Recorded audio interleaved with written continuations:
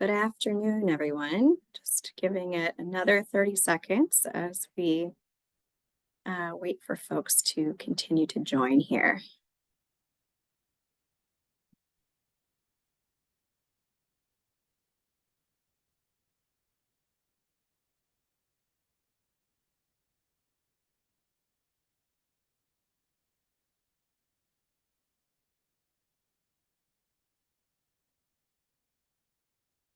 All right, I see the participant numbers keep going up a little bit, so I'm going to give it another few seconds and then we'll get started.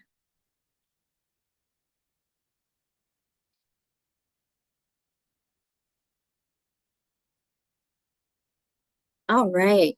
Well, good afternoon, everyone. Welcome to Interfaith Alliance's event, Mobilizing to Take on the Crisis of Hate. My name is Maggie Siddiqi, and I am serving as your moderator today. Hate and violence have always existed as a disturbing feature of our society. However, in recent years, we have witnessed a documented escalation in political and hate-based violence in America that threatens our democracy and puts all of our communities at risk. It doesn't have to be this way. Interfaith Alliance is a national leader in defending democracy and religious freedom, and this week released a new report detailing how interfaith movements can most effectively work together to combat hate-based violence by confronting white Christian nationalism. Today, we'll have the opportunity to hear more about that report and to hear reflections from some of the foremost leaders in these movements to take on hate. I'm so excited to hear from them, and I hope you'll join me in asking any questions you may have. You're welcome to submit any questions using the Q&A function on your screen at any time, and we'll turn to those during the latter part of our time together today. So first, to properly introduce myself, again, I'm Maggie Siddiqi. I'm here today in a volunteer capacity, but I am currently wrapping up my time as a senior advisor to the U.S. Secretary of Education. My work outside of government has been in faith-based advocacy for social change, coalition building across lines of difference, and public policy on religious freedom and standing up against hate. I'd now like to introduce our esteemed panelists.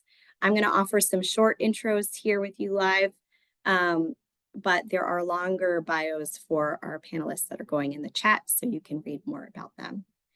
Nina Fernando serves as Executive Director of the Shoulder Campaign, Standing with American Muslims, Advancing American Ideals, a multi-faith coalition of religious denominations and faith-based organizations committed to countering and preventing anti-Muslim discrimination and violence in the United States by building a society where all are treated with dignity and respect.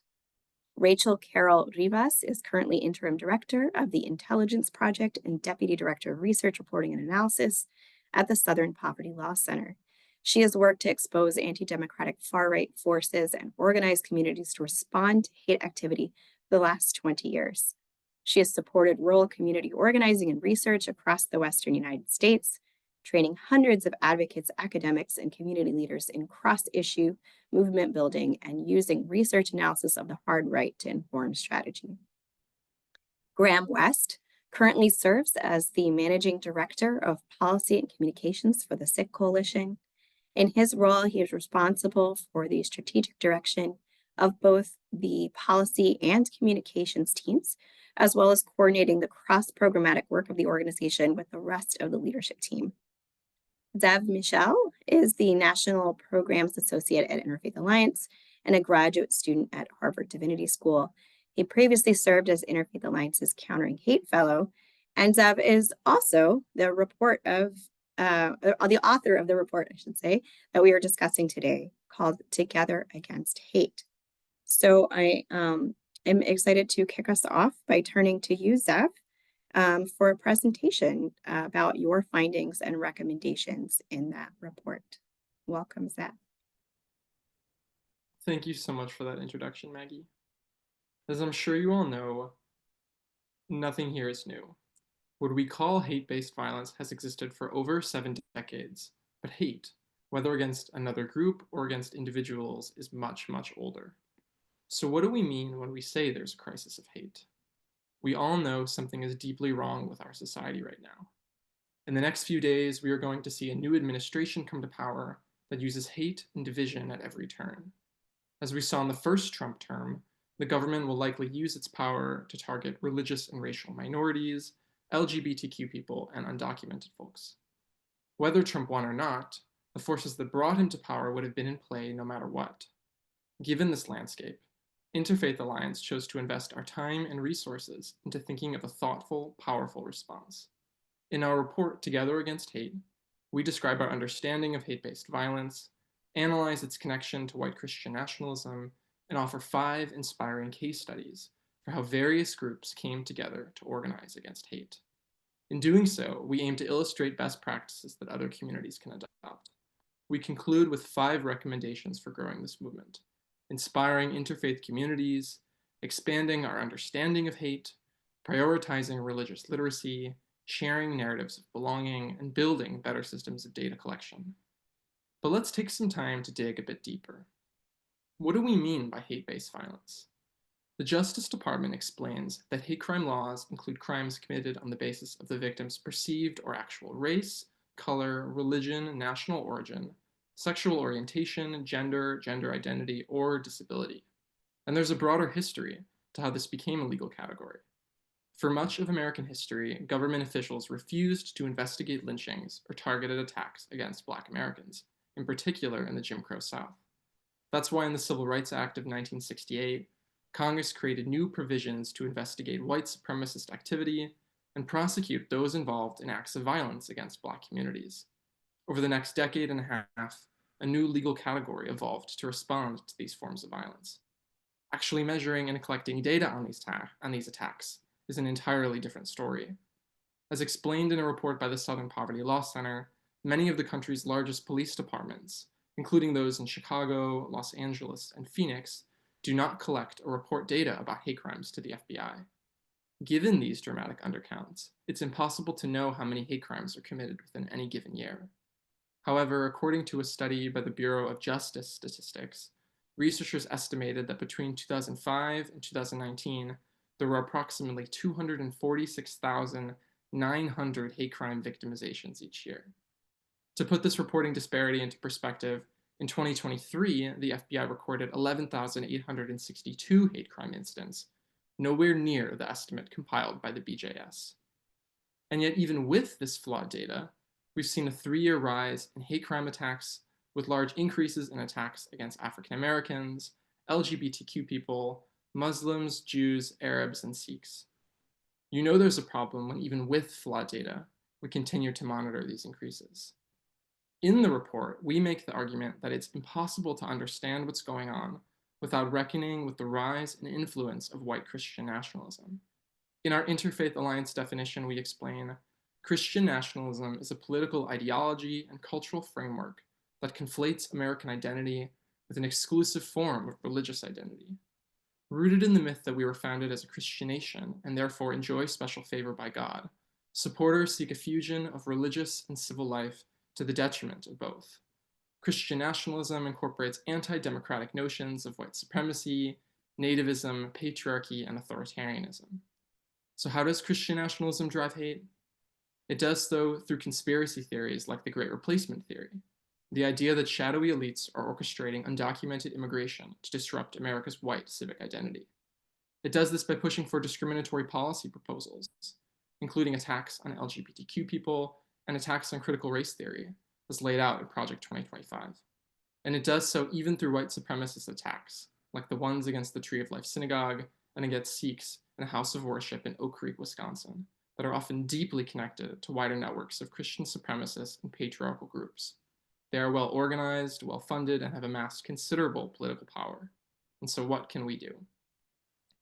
First, we suggest re-emphasizing the importance of interfaith communities. They're a place for people from diverse backgrounds to build power, to contest the radical religious right. We can be a counterforce to religious extremism, which threatens our democracy and the well-being of our communities. Second, we encourage our partners to think more broadly about how we use and apply the hate framework. This means implementing proactive measures to organize against hateful, unjust policies and investing in long-term solutions to build more inclusive communities.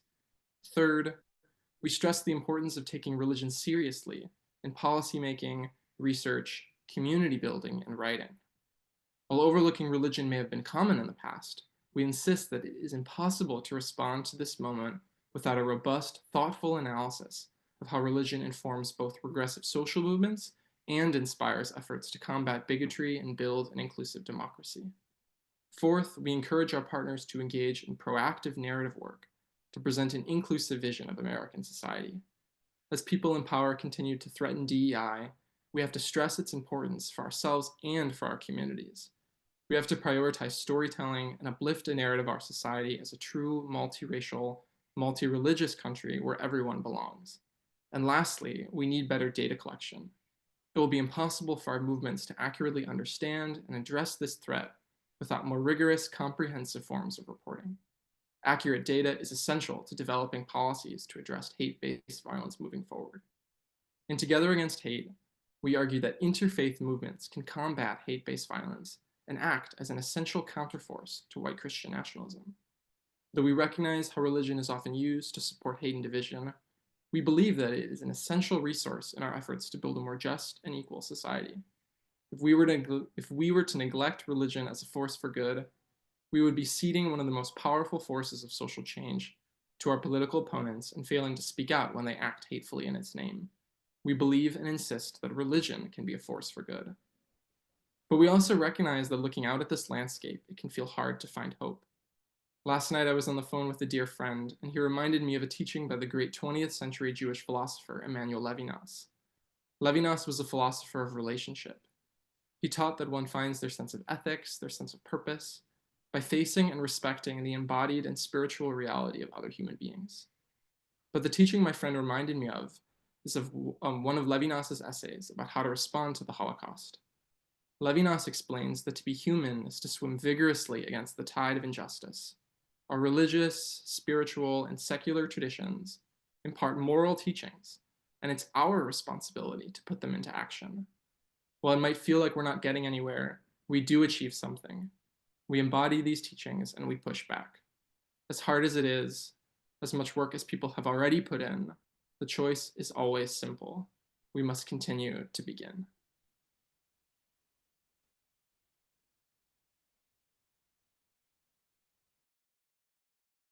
Thanks so much for that presentation, Zev. I think it's such a helpful analysis and roadmap, and I deeply appreciate that you and Interfaith Alliance put that together, and also that you concluded us there with some words of inspiration, because this is difficult stuff, but it's so important to take on. And I think there's a lot that we can do together today. I'm excited to get into some of those powerful examples and case studies in particular that you shared in the report. So I'd love to turn to some of those next and invite our panelists to respond. So let's start with you, Nina. You lead the Shoulder to Shoulder campaign, and the entire organization's efforts here are presented as a case study. Could you share more about your work and how you're taking on Islamophobia in this current moment? Thank you. Thank you, Interfaith Alliance, for hosting this conversation, for writing this important report, and to you, Maggie, for moderating. And for those of you who don't know, Maggie played a very big role in Shoulder to Shoulder's founding. And so very, very grateful to be a part of this conversation. So, as was shared already, the Shoulder to Shoulder campaign is a national multi-faith coalition dedicated to countering and preventing anti-Muslim discrimination in the United States, and really to build a more pluralistic United States where all people, regardless of their background, are treated with dignity.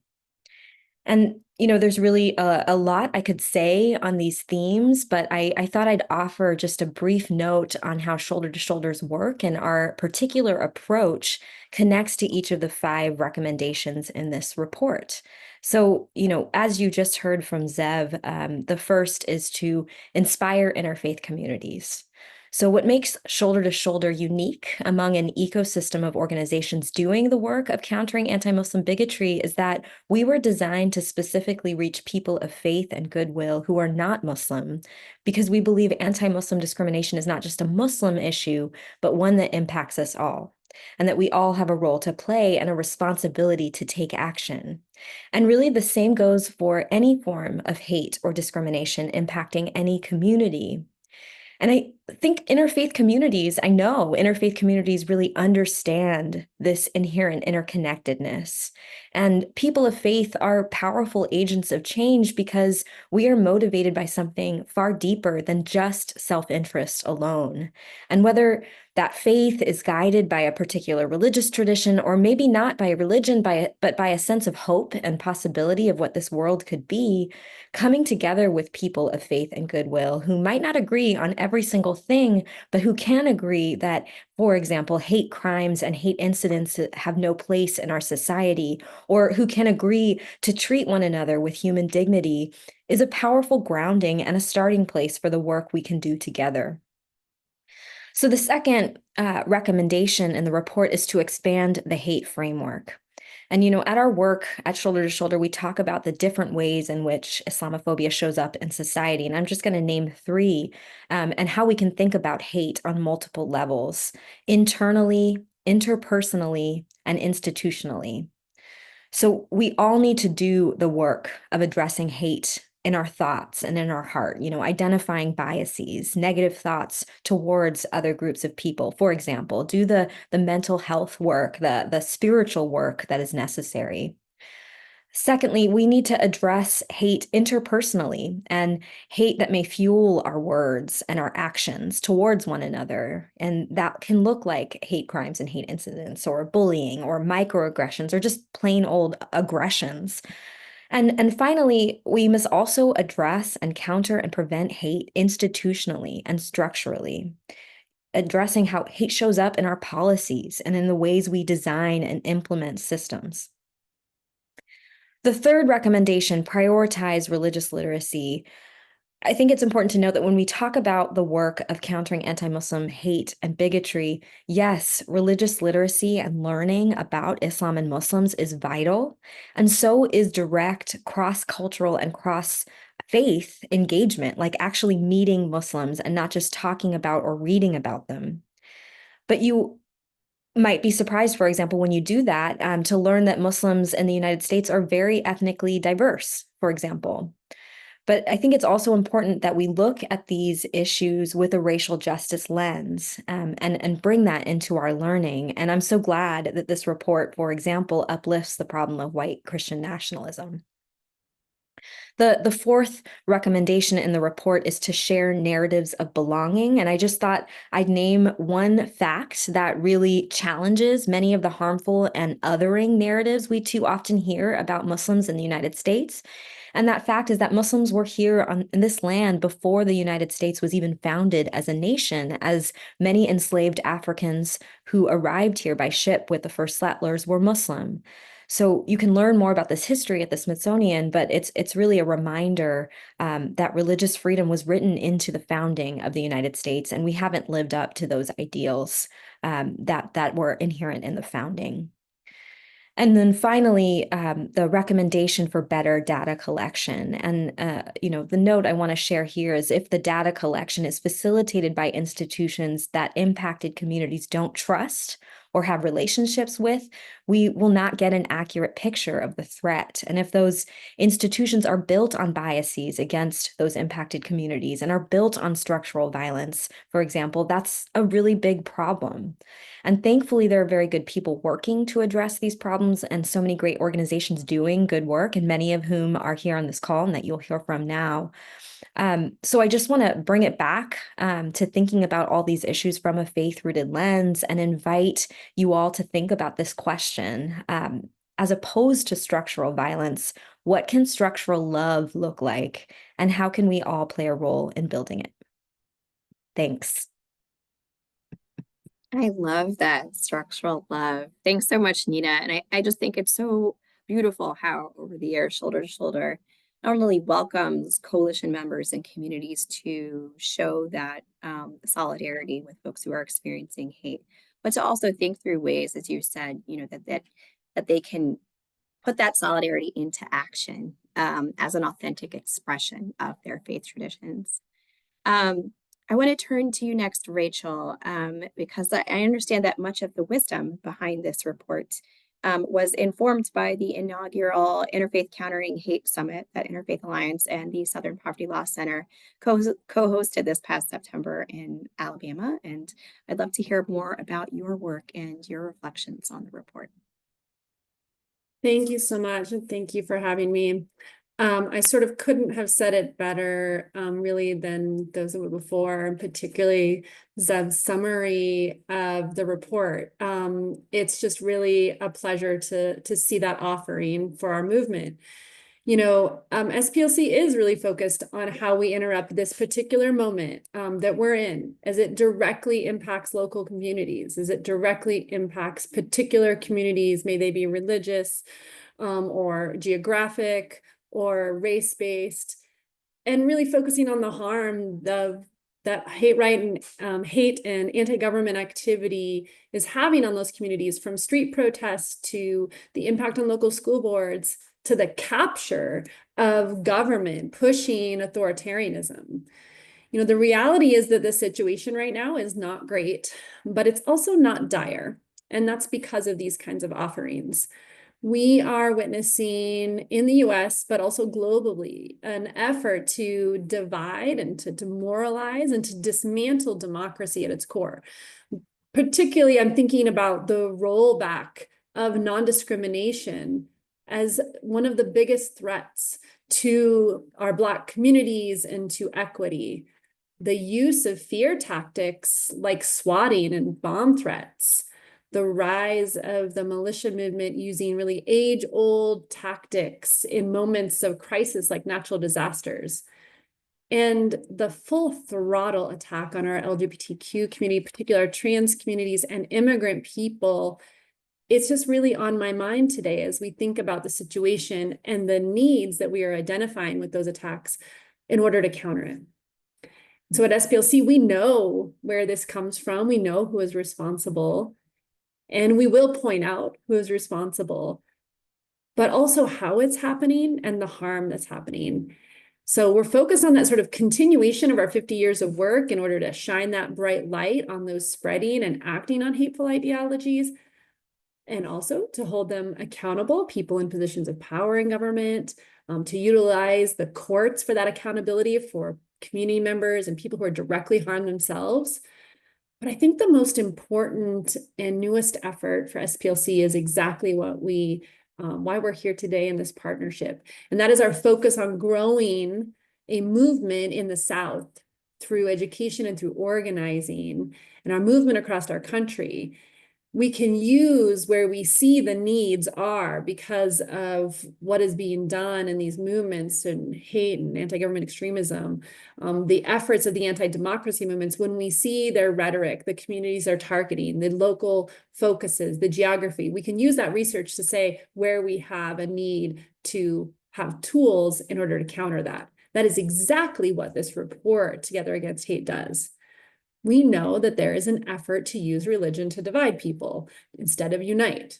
We know there is an effort that is in place to have a very specific and narrow version of particular faiths, like our Christian faiths in the US, and religion to favor one over another.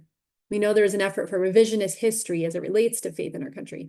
And so we are pleased to partner with Interfaith Alliance in our gathering last fall, and as we go forward, to really bring together communities of faith in the South, beyond those who are not members of faith community, but see the value, in order to counter this white Christian nationalist and Christian supremacist effort.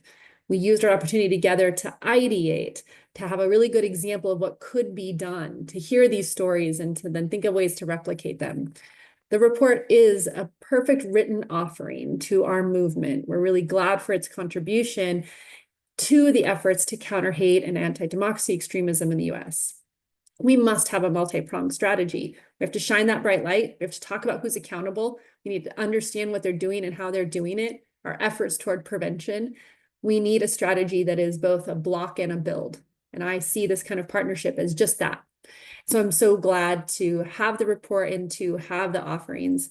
And I just want to finish maybe something I would expect to say, but I really appreciated Zev's offering at the end of a personal piece. And for me, I got asked yesterday, what are my values? What are my personal values? And where do they come from? And I think very much that for me, they came from a church space. My skills and my values came from that place of community that I found early in my young life. They also came from places like, labor picket lines in my family and from community organizers at the local level.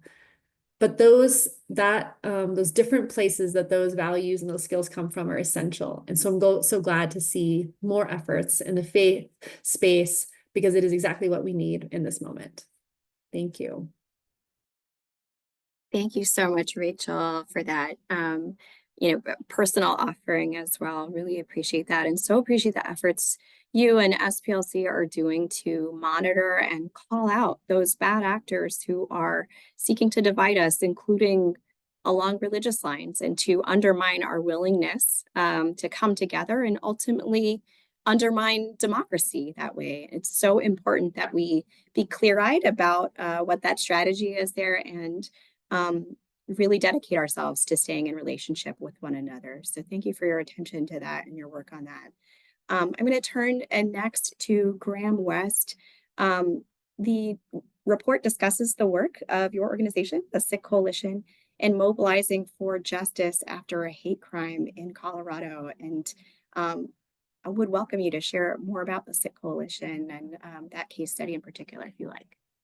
Absolutely. Thanks so much, Maggie. Echoing everyone who said thanks, Maggie, for being here to moderate. Thank you to Interfaith Alliance and to Zev specifically for working so hard on this report. Sikh Coalition's really proud to be a part of an excellent final product here. I'll get out of the way up at the top and just acknowledge what some of you might be thinking, which is I am not, in fact, a member of the Sikh community. Sikh Coalition has Sikh and non-Sikh staff. I have had the distinct privilege of working with the organization for more than 5 years now on a couple of different fronts, currently working in the policy and communication spaces. The case study in this report, which was one that I happened to be here for when I was the communications director for the org, really gets at sort of the founding ethos of the Sikh Coalition. We were created immediately the night after 9/11 in response to a wave of anti-Sikh bigotry that was sweeping the country. Originally, it was basically a team of volunteer lawyers who were providing pro bono legal support to Sikhs who were facing hate crimes and workplace discrimination, real specifically. We still do, as you can tell from the case study, for those of you who've seen it, we still do that pro bono hate crime work. I would argue that's very core to the real foundation of our organization, but we also complement that work these days with advocacy, community development, education, and media engagement efforts as well. So the case that Zev interviewed our executive director and our legal director about is a great look into how the legal work, I think, has grown and evolved since 2001 and how it is supplemented with these other efforts that I just listed off. And so I'll recap it really quickly. It was in April of 2020. There's a gentleman, member of the Sikh community in Lakewood, Colorado. It's a suburb of Denver. His name was Laquant Singh, and Mr. Singh, Laquant uncle to us on staff, he co-owned a convenience store with his wife. And a man came in one night that month and started causing a ruckus, knocking things off the shelves. And he said some racist and offensive and prejudiced things. Most prominently among those was, you need to go back to your country, go back to where you came from. So Laquan uncle, he pushes, not physically pushes, but urges this guy to leave the store, like get out of here, stop making trouble, follows him out into the parking lot in order to take a picture of his license plate to report the incident to the police. At that point, this man gets in his car, he throws it in reverse, hits Laquan uncle, knocks him down, seriously injured him, and then sped off into the night. So unfortunately, this isn't the first, this was not by any means the first anti-Sikh hate crime that we dealt with, not by any means even the first sort of vehicle-based hate crime that the Sikh Coalition has dealt with. So we originally got involved with this case because the local district attorney was not pursuing hate crime charges. And it was pretty obvious to our attorneys on staff, to everybody in our staff, to the local community, to Laquan uncle and his family, that this was very clearly a hate crime. Not only, during the attack did he use this language of go back to your country, but later that night, the man was arrested actually after committing additional criminal acts. And when the police were arresting him, he said something to the effect of them of like, oh, did I kill that older Arab guy that I hit earlier? And so most hate crime statutes across the country obviously vary state by state, but most state laws make it pretty clear that if you are conducting a crime on the basis of somebody's perceived or actual race, religion, national origin, all of those things will qualify as a hate crime. So our first effort in these cases is always outreach directly to the local PD or the local DA saying, hey, you may not know much about anti-Sikh discrimination, anti-Sikh hate, but we do, and here's why this case is a pretty clear example of it. We did not get any purchase with the district attorney doing that this time, so we sort of slowly over the next 2-3 months began an escalating campaign. We took the story to the media. We launched a targeted action campaign so our supporters could email the DA directly, more than 2,600 emails saying, hey, you need to charge this case as a hate crime. We gathered interfaith and civil rights organizations, folks from different communities, I think more than 15 folks on a letter calling for hate crime charges. And that step in particular, I think, resonates in the context of this conversation because that interfaith advocacy is it's recommendation number one in the report. It's a through line in most of the case studies. We had Jewish, Muslim, other South Asian, LGBTQ, so outside of the interfaith space, right? All kinds of other groups standing up and saying, hey, this needs to be charged as a hate crime for the sake of Laquan Uncle, for the sake of the Sikh community in Lakewood and Denver and Colorado.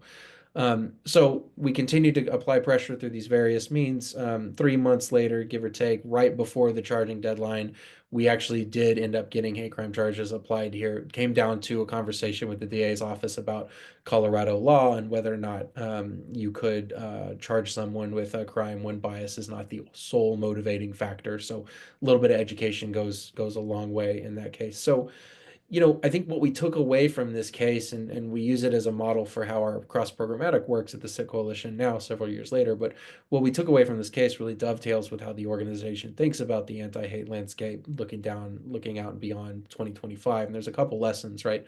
Solidarity is the first one, already mentioned it, but it's such an important factor in all of these cases, and definitely relevant, I think, to the difficult policy conversations and difficult things that are going to come on down the pipeline. I think education remains really critical, right? For all the reactive work that we do in situations like this, that has to be paired with even more proactive work. I don't know if education about the Sikh community would have stopped this individual man from this particular crime, but you can't deny that efforts to increase religious literacy, as the report argues in recommendation 3, right, at the K through 12 public school level, you can't deny that helps stamp out bias that can lead to this kind of stuff on down the road. And similarly, education for our policymakers as well, right? We can push all the great hate crime laws or anti-discrimination ordinances that we want, but if we're not engaging policymakers and policy enforcers and educating them, then we're inevitably going to run into these kinds of problems. And then the last thing I think to highlight that we continue to take forward in our work is, in an outreach-driven media environment, always layering your advocacy, always building yourself on-ramp for escalating, for building pressure, for keeping people's attention over time. So important to achieving outcomes and getting more and more people on board. So all of those certainly feel, I think, resonant lessons for the challenges to come. But yeah, just overall, I want to say thank you to everybody for the opportunity to highlight this case study, highlight our work, and look forward to the conversation with all of you.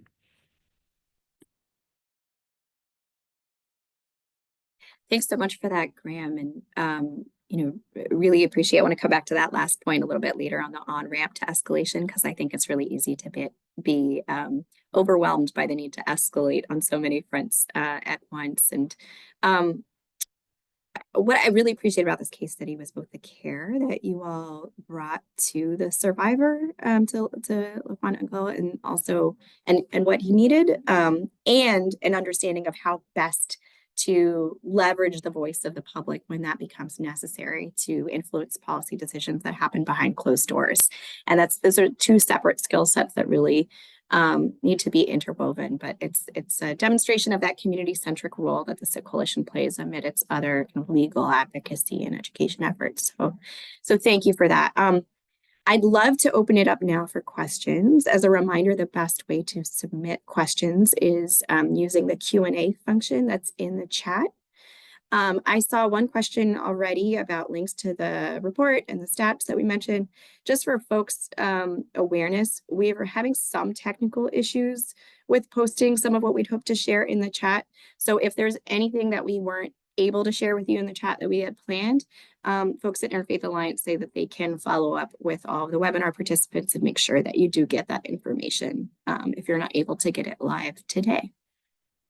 So, okay, I see some questions coming in. Let's start with one we received earlier that I think gets to a consistent challenge in organizing folks for change, like how to mobilize folks who agree with you on maybe one part of an issue, but not another. And so this person says there are many people to the right of center that are very concerned about white Christian nationalism. However, they will not support LGBTQ equality. Is there a way to break out the Christian nationalism as a singular issue in order to engage some of those folks? I'll open that up to whoever would like to take it. Yeah, thank you, Maggie. I'll take that one. I think it's really important, and we actually discussed this in the first case study. And in the first case study in the report, we talk about the No on 9 campaign, which was a movement of faith leaders, activists, organizations across Oregon who were organizing against a measure that would have amended the state constitution to have described LGBTQ people as abnormal and perverse. And the organization that was actually behind it was a white supremacist group with deep ties to Christian supremacy. And they make this really, really interesting argument, which on the one hand, of course, I think it's extremely important that advocacy organizations, people involved in civil society, faith leaders continue to publicly advocate on behalf of LGBTQ people, to continue to stand up for them, to not accept the binary between combating Christian nationalism and supporting LGBTQ people, seeing them as one. And at the same time, in some of the conversations that I had with activists and in some of my research, they actually made the argument that whether one has a certain feeling towards LGBTQ people or not, this is really a question of systemic discrimination. And so let me sort of clarify what I mean by that. They were really trying to bring home that if you believe that a certain class of people should be denied rights on the basis of any equality, whether race, gender, religion, sexual orientation, then that opens the doorway to actually advance an extremely regressive agenda on a number of other issues as well. And so they actually leveraged that argument to say, hey, like, we understand that perhaps you hold religious beliefs that we disagree with, that we do not support, that end up sidelining this part of the community. At the same time, we're going to make the argument that you should still be advocating for these communities because systemic discrimination hurts everyone. And when you open the door to that sort of discrimination, you open the door towards advancing what the group that had been pushing for this constitutional amendment had been looking for, which was to advance a Christian supremacist vision of the state of Oregon, to advance a white supremacist vision of the state, and to really continue pushing for those regressive measures. And so that's how I would answer that question.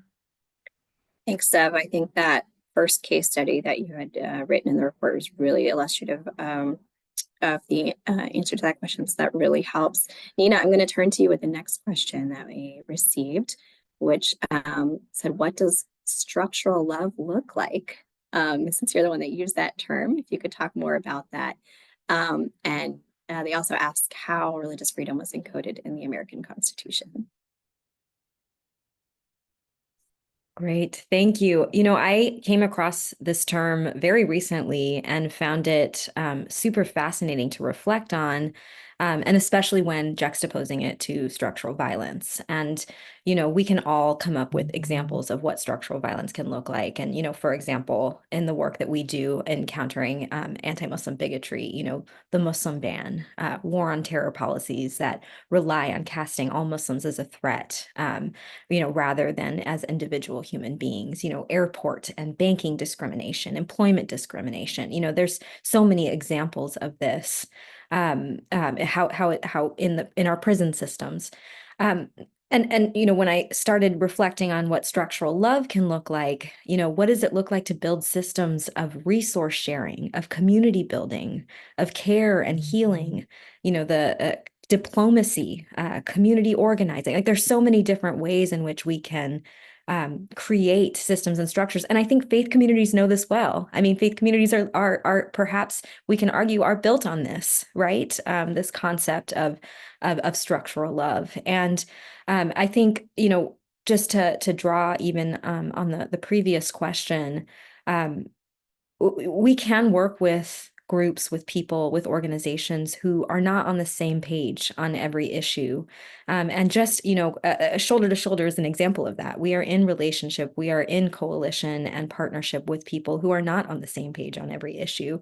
But what can we agree on? And one, for example, powerful grounding point would be shared human dignity. And really reflecting on that value from our different traditions, from our different vantage points, and applying that across the board. We can, if we only are talking to people who we agree with, how do we expect to make change? And so really just thinking about that, orienting ourselves to that, knowing it's long-term work, and that, I think, theme is uplifted in the report. Thanks so much, Nina. We got another question here. I'll turn to you, Graham, with that one. It says, how can groups like yours effectively engage college and high school students to foster a culture of tolerance and inclusivity while countering the influence of movements like Turning Point USA? Talked a little bit about religious literacy and your education efforts. So I'll turn to you there, Graham. Yeah, 100%. I'll preface this and say I'll have to leave the Turning Point USA piece alone. We're a 501c3 organization, so I want to make sure that I'm answering the question with my proper compliance hat on. But yeah, one area where we have had success is in this inclusive education work, and then by success I mean both in the sense of achieving good policy outcomes, but also mobilizing younger members of the Sangha, the Sikh community, to participate in our advocacy efforts. For the past 15 years, we've been working to get Sikhi included alongside other world religions in social studies standards, right? So basically the state level expectations for what content appears in curriculum. That's been a major project of ours. We just hit our 20th state in December. Book ban legislation, another place where we saw some cool success last year, like actually bringing high school students to come and speak out against book bans, because I think it's a good example of this idea of like, oh, well, if it's not coming from my community specifically, then what's the big deal? Why should I care about it? And for all the good structural reasons that Zev laid out, for sure, but also because we're able to turn around and say, yeah, actually, Sikh authors are routinely banned and caught up in these big sweeping attempts at censorship. So that kind of stuff really resonates, I think, with some of the younger community members we work with. So whether it's high school folks, college age students, we've had success engaging through Sikh Students Associations, which there's very, very many of those all across the country at different campuses. I think what it comes down to is drawing a line between the advocacy actions you're asking them to take and an immediate impact on their lives, and then actually bringing them in and making them part of the conversation, part of the effort. And a high schooler testifying about inclusive curricula is infinitely more compelling than somebody my age standing up and doing it. So I think it's a situation where it's good for everybody involved to bring the young folks in. Thanks, Graham. Rachel, did you want to jump in on that one as well? Yeah, I'll add a few things that are a little additional. So, for a long time, we've been able to say kind of who and how youth radicalization into hate movements happens, but we haven't been able to necessarily answer the question of like, okay, but how do we prevent it? We know from the organizing that many of the people do here and from our work, like we have good ideas, but we wanted to really deep dive into this in a really specific way. So we've partnered with the Polarization and Extremism Lab at American University, and we have a few guides, particularly targeted youth. I can share in the chat. I think it's working. We'll find out. One is Parents and Caregivers Guide to Online Youth Radicalization. Since much of the way that youth enter the space is online, it's not only, but one. And we've found it's just an 8-minute guide that it really helps those caregivers, coaches, teachers, parents, grandparents, and really seeing the warning signs and having those conversations. It really lends itself right in line with what Nina said about, you don't necessarily have to agree. So it's not even about approaching a youth with like, what are you doing? But more like, tell me more. How did you learn that? What do you think's happening? You know, really, these things make sense to us. The other is I'll also drop in a brand new guide on preventing gender and sexuality-based bigotry, because what we're finding is that, you know, these sort of deep spaces when we talk about Christian supremacy and white Christian nationalism, neo-Nazism, et cetera, they're not usually the first step for someone. And unfortunately, we're finding that the first step for a lot of particularly youth is that when they enter space through male supremacist kind of online spaces, and that idea that it's just a joke, that there's just a joke about women and there's just a joke about trans people. And so I'll share that as well. So I think that might be helpful for the person asking about youth issues. And I don't know, Maggie, if you want me to say something about the White House question around the counter-Islamophobia plan that they put together. The reality is that that plan is exactly what we're talking about here.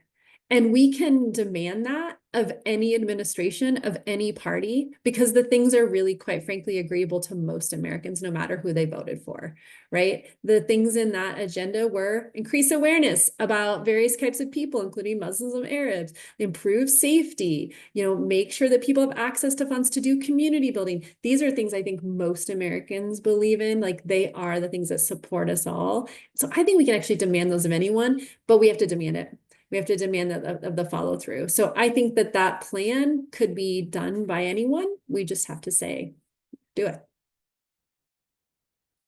Thanks, Rachel. And just for clarity there, for folks who may not be able to see the questions, we received a question around the implementation of the U.S. National Strategy to Counter Islamophobia and Anti-Arab Hate, which was recently released by the White House.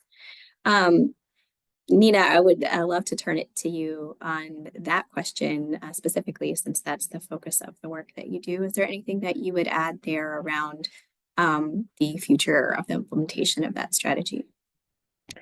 I actually really love what Rachel shared and agree with it. And I think I also just want to name too that it is a starting place. It is nowhere near complete, you know, and it's an ongoing work. And it's up to all of us to hold the different institutions accountable to follow through with those recommendations, to make sure that new employees, for example, know about it and are living up to it, and really make sure that it's not something that gets lost, but rather, again, a starting place, a very important starting place to do the work. Thank you, Nina. We also got kind of a spiritual question in organizing here. And Zev, as our divinity school student, I want to turn to you. It says, I find that people have a difficult time setting boundaries with love. There's this paradox that hate groups do not respect those boundaries and can potentially destroy you. So how do we counteract that? Yeah, thank you for that question. I think it foremost begins with community. I think it means engaging with and building communities that support you, that affirm you, that recognize who you are and who you want to be, and don't make you compromise on that. And I think finding spaces like that in the so-called epidemic of loneliness we're living through right now is so, so important as a way of both shielding ourselves against people who don't respect those boundaries and finding spaces of refuge for recharging spiritually, for connecting with other human beings. And one of the main arguments of the report is that we really want the interfaith space to continue to be that. We want interfaith spaces to be places where people are safe and affirmed and can share and celebrate the best of their particular religious traditions. And so I think when thinking about like those boundaries, whether within our families, whether there are disagreements over any number of issues, over this election, over events all over the world, I think remembering that when one is driven by love, you're allowed to set those boundaries. And you don't have to have the conversation if you feel like it's just going to hurt you or hurt them. And I think remembering that it's important to have a community where you can go and be yourself makes it easier to actually then show up for those conversations and to be ready to have those sort of engagements, even with people you disagree with. But yeah, it's a really, really important and challenging question. I think one thing also that comes to mind is that, when you're on an airplane and there's that the flight attendant telling you to make sure to put your own mask on, the oxygen mask on before you help others to do so. And that's also what came to mind as Zeb shared, take care of ourselves so that we can take care of each other. And again, it's long-term work. And we might not be able to, for example, change someone's opinion in one conversation, but through sustained relationship, and doing a lot of what this report recommends, we can see that change. Plant seeds. Thank you for that, Nina. I see we have more questions coming in the chat. We're nearing the end of our time, so I'm going to sort of take moderator's prerogative here and pose one question to each of our panelists here that I hope will help touch on some of the questions that we've seen.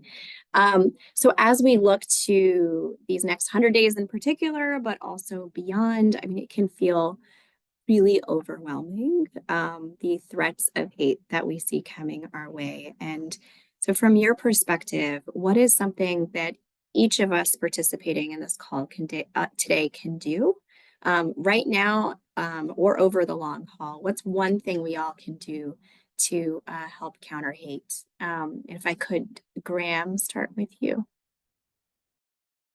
Absolutely. Gosh, there's a bunch of stuff. I think the one that I would go with is like, especially at the federal level, if things seem gridlocked or extra frightening or extra intimidating, always looking one level of government belief and one level of government beneath where you can make a difference, I think can be really helpful, right? What is unattainable at the federal level might be a little bit more possible at the state level. Maybe positions are a little bit more fungible, issues aren't so nationalized, or what's unattainable at the national level might be a little bit more practical at the state level. What kind of impact can you have by going and speaking before your city council or your board of education? We do a lot of our advocacy work in tandem with the community, and so finding different sort of on-ramps to engagement for folks, I think, is something that's been helpful over the years. So I think especially as a lot of the anxiety is really focused around what might be coming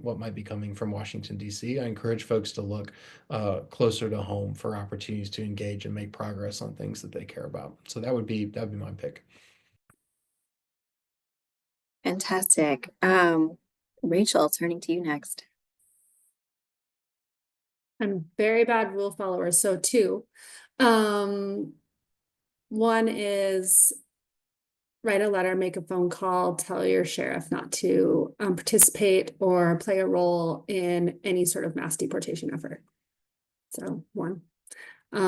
Two is if you see a sticker, if you see a flyer, take a picture, send it to us, and pull it down. Take that nasty hateful sticker or flyer off the pole or off the mailbox or wherever you might, off that car windshield, and we'll keep track of it, and it doesn't have to live out in the world. So that's like very practical.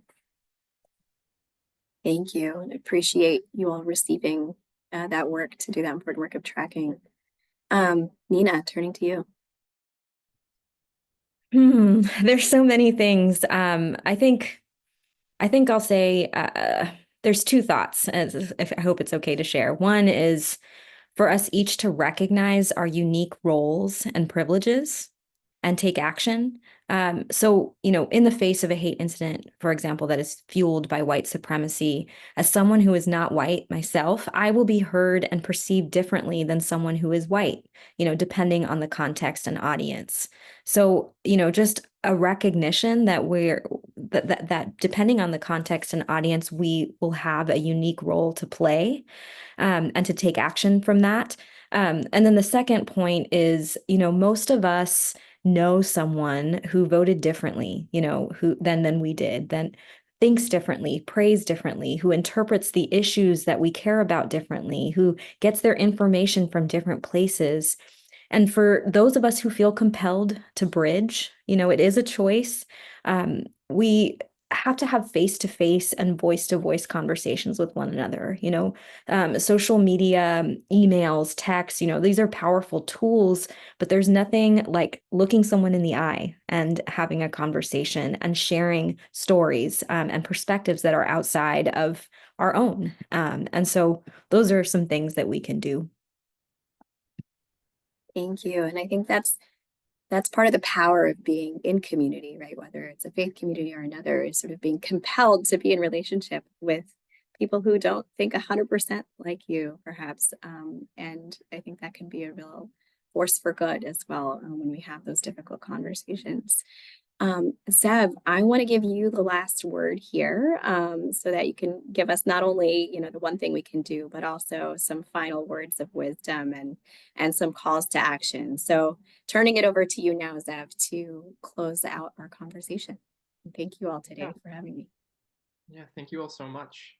I think sort of just building off of what Nina said, also remembering the power of our voices, that we can say and we can speak out and we can write op-eds and we can show up together in community, and to not let the forces that are going to work to divide us and that are going to work to push a regressive agenda to actually infringe on our understanding of what's right and wrong. Because we know what's right and wrong. We know that we have to show up for our undocumented neighbors to protect them against mass deportations. We know that we have to be building inclusive communities that respect others, that support one another. And I think that sort of is related to my second call, which is that I think you should feel really, really interested and engaged with finding a political community. And whether that's Interfaith Alliance, whether that's through some sort of chapter through your faith community, I think it's really important to be in those group chats, to be in relationship with people before a crisis takes place, and to have conversations that precede something that might happen, so that you can then be ready to show up for someone that you already know and have bonded with in a real way. And so I think those two things. And so I'm just going to finish us off by describing some of the work that Interfaith Alliance is doing right now. So for anyone who's interested, the Together Against Hate report is now live on our website. So you can find that on interfaithalliance.com. And right now we are live with 2 action alerts. One of them is don't bring public school chaplains to my state, which is pushing back on the use of state funding to support religious chaplains to be placed in public schools instead of professional mental health counselors. And then the other is to send a letter or to send a notification to our senators about Pete Hegseth's nomination to the Pentagon. There's been a lot of reporting about his relationship to Christian nationalism, his relationship to white supremacist groups. And so we encourage you to sign on to both of our action alerts. Something else you can do is you can be in contact with our organizing specialist, Adam Friedman. If you're interested in starting an affiliate in your state, if you're interested in getting involved with an Interfaith Alliance affiliate, we can definitely work with you to make that happen. We can be in conversation about making that happen. And also we encourage everyone to invest and to support our work, because we would not be able to do this without you, and to support the work of these amazing, amazing co-panelists, and to subscribe to their channels, and to really, really listen to their expertise, because this is a really, really extraordinary group of people. And so Maggie, I'll send it back to you to finish this off. Thank you so much for that, Zev. Thank you, Graham, Rachel, and Nina for your contributions today as well. And thank you to Interfaith Alliance for organizing this conversation and inviting me to be a part of it. And thank you all to our participants who joined us today and took time out of your day, because you know how important this issue is. So we look forward to staying in conversation with you about how we can all work together to counter hate, and look forward to staying in touch. Thanks, everyone. Thank you.